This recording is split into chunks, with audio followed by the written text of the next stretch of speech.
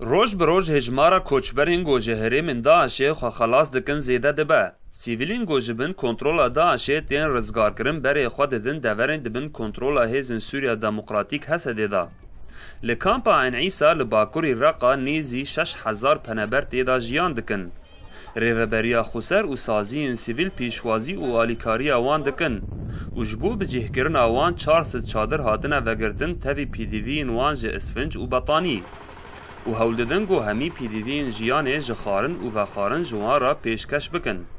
Lê berpirsên kampê tînin ziman got ji sedema hejmara mezin û kêmbûna alîkariyê ji derva kêmasî di xwarinê da heye. تقريبا حاليا نها نزیک 400 چادر دکن پیدا هنه تشتیم پتر پیشکش دکین دوشک و باطنی و چادر و چرانه و هندک پیدوین دیه جیانه اگر تو پرسیاره لسر خارنه و کماسی دکی مکیشه لسر کمبون خارنه هیا پنبرین کامپا عین عیسا نه تنه ji Sûriyê ne lê gelek ji wan ji Iraqê hatine. Mustafa Abdallah got ji bajarê Qaeme li Iraqê bi destpêka operasyona artêşa Iraqî li ser herêmên dibin kontrola Daişê da berê xwe dabû bajarê Reqa li Sûriyê.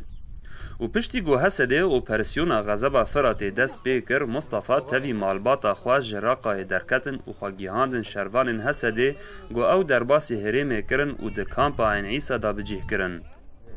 ساكن العراق از خلق عراق ما جه دورا قایم ام چون عراق و دمک الویرمان ام جه قایم در کفتن جبر بمبا باران کرنه و جراق دهی ام گهشتینه ویره براین کرد پیشوازی لما و بخیر هاتنا ما کرن. بزیدبونا آلوزیان لهوردورا دورین دبن کنترولا داعشê da diyare guhatina penebaran dê hîn pir bibe û pêwîstî bi alîkariyeka navnetewî heye da got ev koçber bicih bibin. Bi gurbûna şer û pevçûnan li hewrdora bajarê Reqa û bajarê Musilê li Iraqê xelkê sîvîl neçar dibe got peneber bibe. Xelkê sîvîl berê xwe didin deverên dibin kontrola Hêzên Sûriya Demokratîk li bakurî Sûriye. Li vê kampa gunha li Ayn Îsa hatî çêkirin nêzî 6000 peneber têda jiyan dikin. Mahmûd Balî dengê Amerîka, kampa Ayn Îsa.